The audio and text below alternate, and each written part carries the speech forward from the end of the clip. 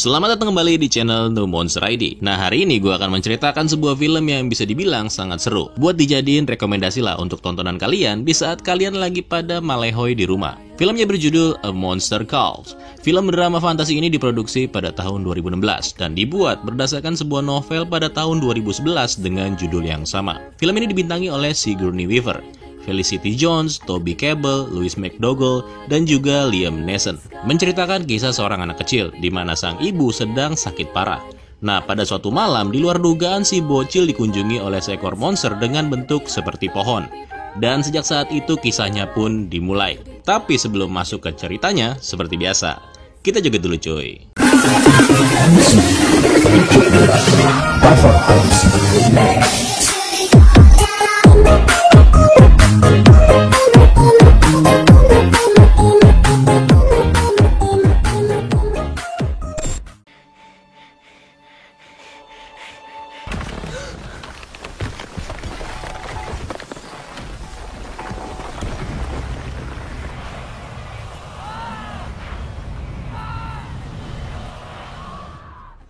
Alkisah seorang anak kecil yang baru aja terbangun dari mimpi buruknya. Dia bernama Connor, bocah berusia 12 tahun yang tinggal di sebuah rumah bersama dengan ibunya. Si Connor ini memiliki sebuah ikatan yang erat dengan ibunya, dikarenakan sang ibu sedang menderita suatu penyakit. Ibunya ini menderita kanker otak cuy. Nah, karena ibunya sedang sakit, maka segala sesuatunya dia lakukan sendiri. Kayak nyuci baju, jemur pakaian, bikin sarapan, ya pokoknya melakukan semua tugas rumah tangga lah. Selain itu, Connor juga memiliki kepribadian yang dingin, alias pendiam dan penyendiri. Karena sifatnya itu, dia seringkali dibully oleh teman-temannya yang ada di sekolahnya. Salah satunya adalah temannya yang bernama Harry. Selain dia sering diganggu oleh teman-temannya di sekolah, dia juga sering mimpi buruk tiap tengah malam. Karena itu, dia melampiaskan emosinya dengan cara menggambar. Bakat yang juga diwarisi dari ibunya. Keren loh, emosinya dilampiaskan dengan cara menggambar. Kalau bocil di sini emosi langsung begal ya. Nah, pada saat waktu menunjukkan tepat 7 menit lewat tengah malam, dia melihat ke arah jendela, di mana sebuah pohon besar yang berada di sebelah gereja seketika berubah menjadi monster raksasa yang kemudian mendekati rumahnya.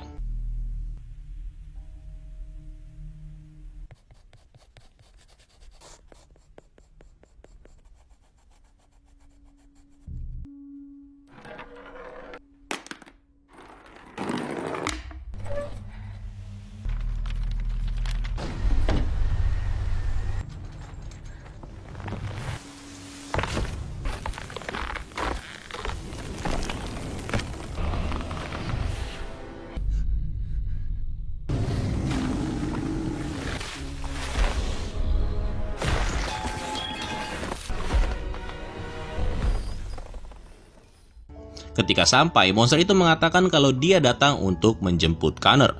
Monster itu dengan cepat menangkap Connor. Ketika dalam genggamannya, si monster mengatakan sesuatu, yaitu si monster akan menceritakan 3 kisah di pertemuan berikutnya. Dan setelah itu, Connor harus memberitahu monster itu kisah yang keempat sebagai balasannya. I will visit you again on further nights, Connor O'Malley. And I will shake your walls until you wake. And then, I will tell you 3 stories. I will tell you 3 stories. And when I finish my stories, you will tell me a 4th. You're going to tell me stories? I am. I don't know anything about stories. You will tell me a 4th, and it will be the truth. What are you talking about? That will be your truth. Truth that you hide. The truth you dream. And if I don't... Dan rupanya dia bermimpi. Esok paginya karena penasaran, Connor mencoba memeriksa keadaan. Dan di sini Connor masih menganggap kalau kejadian semalam hanyalah mimpi belaka. Kemudian sesampai di rumah, Connor melihat sang ibu sedang berbincang-bincang dengan neneknya yang sedang mengecek kondisi dari sang ibu. By the way, ibunya Connor dan ayahnya sudah lama cerai cuy. Sang ayah kini berada di Los Angeles, Amerika Serikat. Sedangkan dia tinggal bersama dengan sang ibu. Karena kondisi ibunya Connor ini semakin menurun, makanya si nenek ingin memastikan perawatan kemoterapi di rumah sakit yang harusnya dijalani 2 minggu sekali. Apakah beliau ini rajin check up atau bolos-bolos cuy? Tapi bukan cuma itu, si nenek menyarankan agar Connor tinggal bersamanya jika saja ibunya meninggal suatu saat nanti. Namun Connor dengan tegas menolak permintaan sang nenek. You and I need to have a talk. She'll be better tomorrow, and then you can go home. She'll seem better tomorrow. She'll be better, and then you can go. She needs to talk about this with Talk to you. me about what? About your coming to live with me. I'm never coming to live Listen with... to me, Connor. If your There's mother... no if! Pada malam harinya, Connor terbangun dari mimpi buruknya.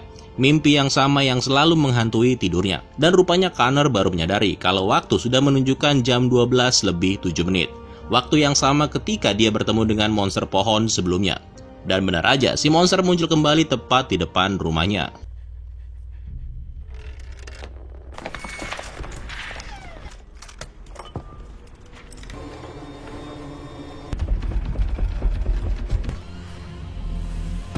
What took you so long? Sesuai janjinya, di mana sang monster akan menceritakan 3 kisah kepada Connor. Dalam cerita pertamanya diceritakan, dahulu kala sebelum tempat ini menjadi kota besar seperti sekarang, ada sebuah kerajaan yang sangat damai karena dipimpin oleh seorang raja yang bijaksana. Namun pada suatu hari sang raja dilanda kesedihan yang mendalam karena ketiga putranya harus mati ketika berperang melawan para raksasa, para penyihir, dan juga para naga.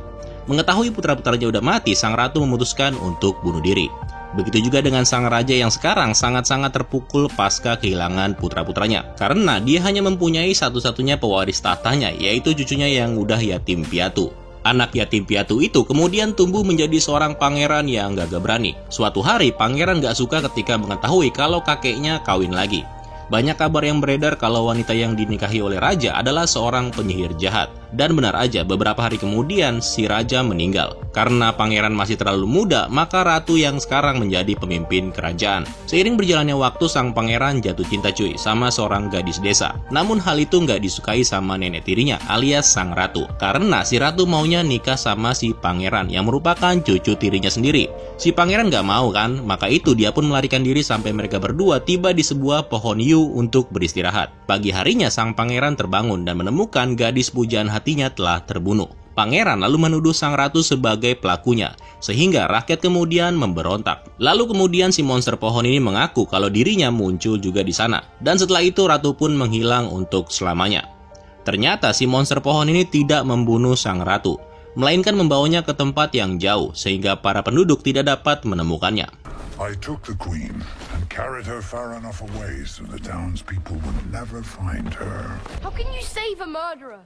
Well, she killed the farmer's daughter. I never said she killed the farmer's daughter. You really are a monster.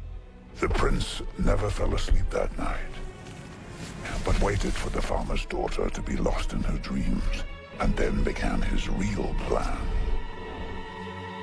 What? He knew her death would start a fire that would consume the queen entire. That's a terrible story and a cheat. Many things that are true feel like a cheat. Farmers' daughters die for no reason. Kingdoms get the princes they deserve. And sometimes witches merit saving. So, the good prince is a murderer, and the evil queen wasn't a witch after all. No, the queen most certainly was a witch, and could well have been on her way to great evil. Then why did you save her then? Because what she was not was a murderer. She hadn't poisoned the king. He had merely grown old. Did the prince ever get caught? No, he became a much-beloved king who ruled happily until the end of his long days. Who's the good guy here? There is not always a good guy, Connor O'Malley. Nor is there always a bad one. Most people are somewhere in between. Esok harinya karena kondisi sang ibu semakin memburuk, Connor akhirnya mau juga cuy untuk pindah dan tinggal dengan neneknya. Sementara ibunya akan kembali melanjutkan perawatan di rumah sakit. Mendengar hal itu, Connor menjadi sangat sedih. Kesedihannya belum cukup karena dia lagi-lagi disiksa oleh si Harry, temennya yang di sekolah. Namun kesedihannya sempat terobati ketika sang ayah pulang ke rumah. Walaupun cuma sebentar, tapi si ayah cukup untuk membuat Connor merasa terhibur. Maksud kedatangan si ayah ke sini adalah untuk membicarakan perihal liburan Natal, karena si ayah punya rencana untuk mengajaknya tinggal di Los Angeles untuk sementara waktu. Si Connor sebenarnya mau dan senang banget, soalnya dia nggak mau nih tinggal bersama dengan neneknya. Dan karena Connor sudah tinggal di rumah neneknya, sang ayah lalu mengantarkan Connor kembali ke rumah neneknya. Singkat cerita, pada saat malam hari, Connor kembali bertemu lagi nih dengan monster pohon. Dan kali ini monster itu muncul dan menceritakan kisah yang kedua. Ceritanya terjadi 150 tahun yang lalu. Pada masa itu, seiring dengan perkembangan zaman, banyak sekali pabrik-pabrik besar, sehingga menyebabkan asap dan segala macam yang menyebabkan polusi, yang kemudian mulai mengambil alih kehidupan. Nah, di sebuah desa, ada seorang pria yang mempunyai teknik pengobatan kuno yang disebut sebagai apoteker. Di desa tersebut juga ada seorang pendeta muda yang religius yang selalu ingin memberikan yang terbaik kepada seluruh jemaatnya. Namun sayang, si pendeta itu berhati keras, di mana dia menentang segala bentuk pengobatan tradisional atau apoteker, yang kemudian menjadikan bisnis si apoteker menjadi hancur. Nah, ada kabar yang beredar di sekitar halaman gereja terdapat pohon yew. Yang konon kabarnya nih, pohon tersebut adalah bagian utama dari semua bentuk pohon yang jadi sumber pengobatan. Pohon itu sanggup menyembuhkan hampir semua bentuk penyakit. Si apoteker pengen banget pohon itu, tapi keinginannya ditentang oleh sang pendeta. Namun pada suatu hari, 2 orang anak si pendeta tiba-tiba diserang oleh suatu penyakit yang mengerikan. Si pendeta nggak bisa berbuat apa-apa, tidak ada obat yang mampu menyembuhkan penyakit kedua anaknya itu. Karena putus asa, si pendeta dengan terpaksa meminta bantuan si apoteker. Si pendeta ini memohon dengan sangat. Bahkan jika dia harus mengorbankan keyakinannya, maka dia akan melakukannya. Dan karena alasan tersebut, si apoteker tidak dapat membantunya. Keesokan harinya, kedua anak pendeta pun akhirnya meninggal. Dan pada malam harinya, si monster pohon muncul dan mulai menghancurkan rumah pendeta sebagai hukumannya. Connor yang mendengar hal itu menjadi bingung cuy. Lah kok rumahnya si pendeta? Harusnya kan yang dihancurin rumahnya si apoteker. Jadi alasannya adalah meskipun si apoteker itu memiliki sifat yang serakah dan kasar, tapi dia tetap seorang penyembuh. Atau bisa dibilang si apoteker ini membantu banyak orang dengan kemampuannya. Beda dengan si pendeta yang menurut si monster pohon ini, dia adalah orang yang religius, tapi tidak memiliki iman sama sekali. Keyakinan adalah separuh bagian dari semua penyembuhan. Karena dengan kita yakin, maka kesembuhan itu akan datang dengan sendirinya. Setelah mengetahui hal itu, Connor menjadi ikut-ikutan semangat, menghancurkan rumah si pendeta.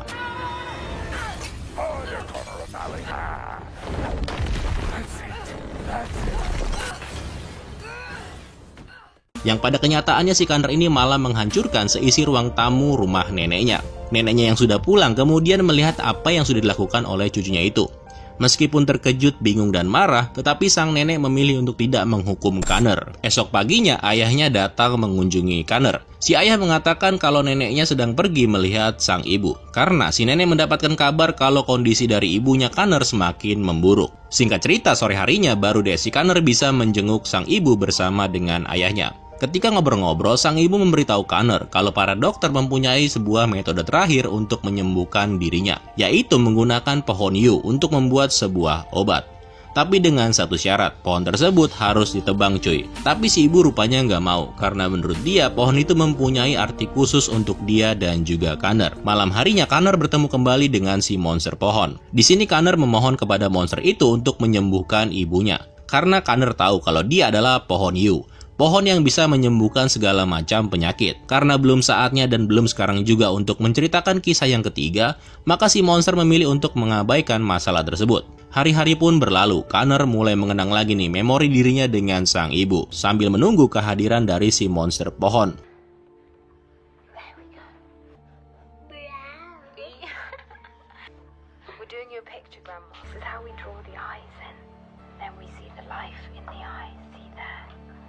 Do you want to try it? That's his hair. And this is his eyebrow.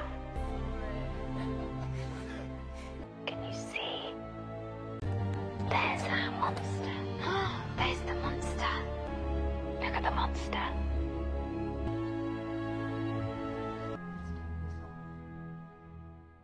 Di sekolah, temannya Harry terlihat menghampiri Connor. Saking bosannya dia selalu menghajar Connor, kali ini Harry memutuskan untuk nggak lagi melakukan hal tersebut. Harry mengatakan bahwa dia tidak akan lagi mengganggu Connor, karena menurutnya Connor adalah seseorang yang kasat mata, alias nggak dianggap sama sekali cuy. Dalam kemarahan dan hayalannya, monster pohon kemudian muncul sambil menceritakan kisah yang ketiga, yaitu tentang seorang pria yang tidak terlihat, di mana sebenarnya pria tersebut tidak ingin menjadi seperti itu. I no longer see you. Goodbye, O'Malley. Now you're invisible to me too. Hope your mum gets better.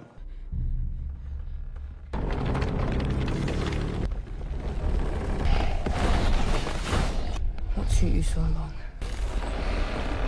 It is time for the third tale. There was once an invisible man who had grown tired of being unseen. was not that he was actually invisible. It was just that people had become used to not seeing him. One day the Invisible Man couldn't stand it anymore. If no one sees you, are you really there at all? What did the Invisible Man do? He called for a monster.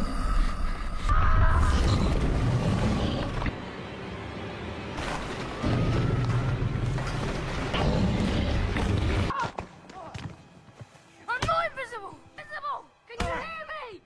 I'm not invisible! Ketika dipanggil kepala sekolah, Connor malah tidak mendapatkan hukuman.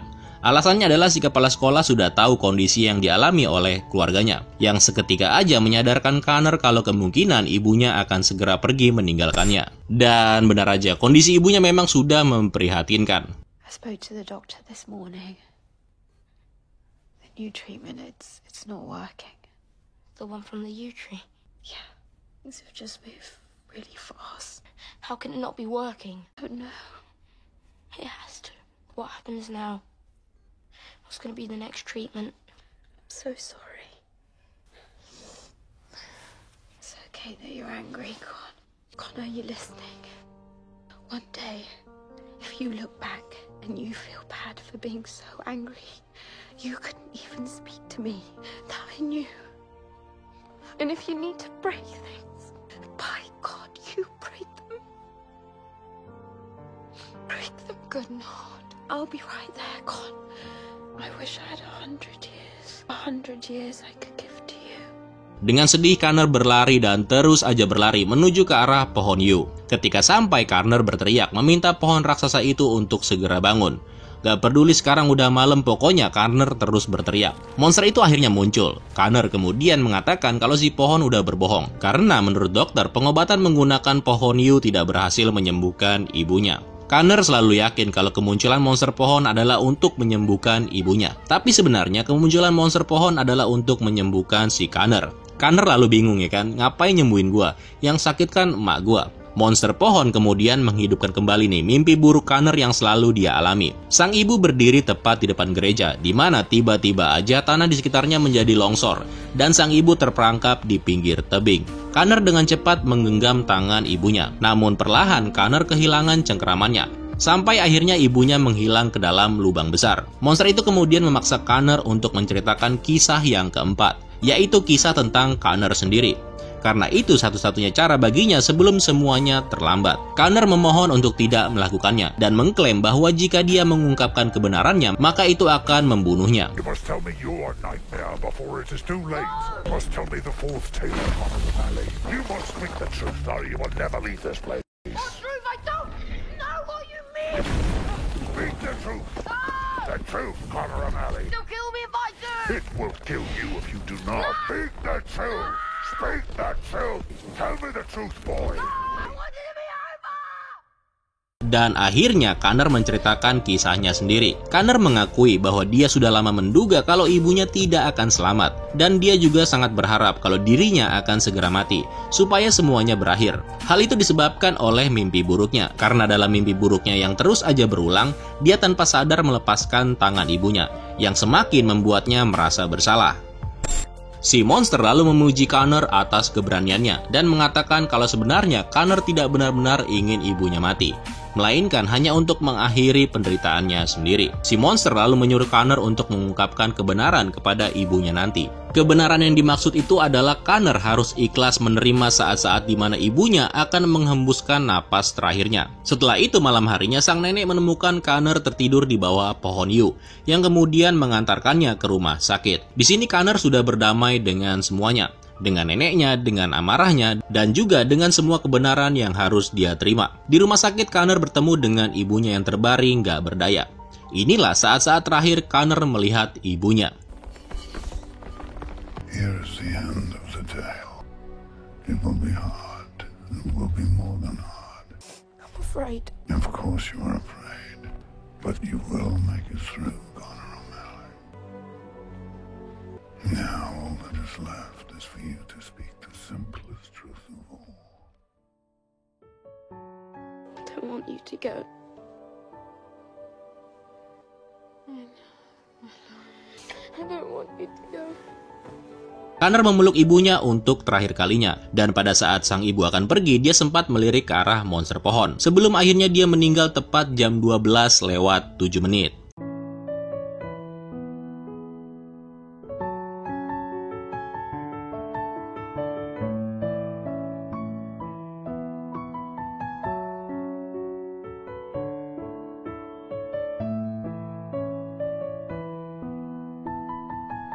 Ends with the boy holding on tight to his mother, and by doing so, he can finally let her go.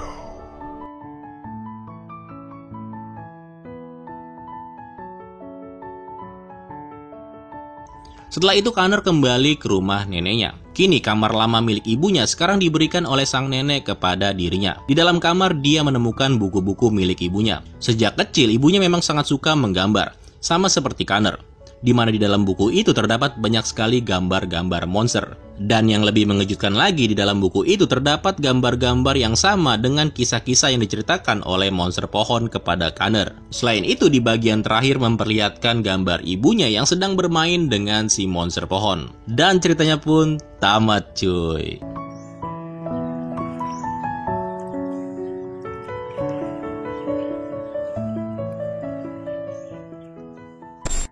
Wih, mantep ya cuy. Ceritanya itu menyentuh di hati ya nggak? Siapa yang mau gitu kehilangan sosok ibu terlalu cepat? Ya pastinya Connor ini nggak akan menerima dengan semua kenyataan yang harus dia hadapi. Gua nggak akan kasih ulasan tentang monsternya ataupun ceritanya. Gue cuma mau kasih pesan moral aja cuy. Sayangi ibumu dan sayangi ibumu. Itu aja ya nggak? Oke, sekian dulu untuk video hari ini. Terima kasih buat kalian yang sudah menonton sampai habis. Dan sampai jumpa di video selanjutnya. Keren lo semua. I could be brown, I could be blue, I could be violet sky, I could be hurtful, I could be purple, I could be anything you like. I could be brown, I could be blue, I could be violet sky, I could be hurtful, I could be purple, I could be anything you like. I could be brown, I could be blue, I could be violet sky, I could be hurtful, I could be purple, I could be anything you like. I could be brown, I could be blue, I could be violet sky, I could be hurtful, I could be purple, I could be anything you like. I could be brown, I could be blue, I could be violet sky, I could be hurtful, I could be purple, I could be anything you like. I could be brown, I could be blue, I could be violet sky, I could be hurtful, I could be purple, I could be anything you like.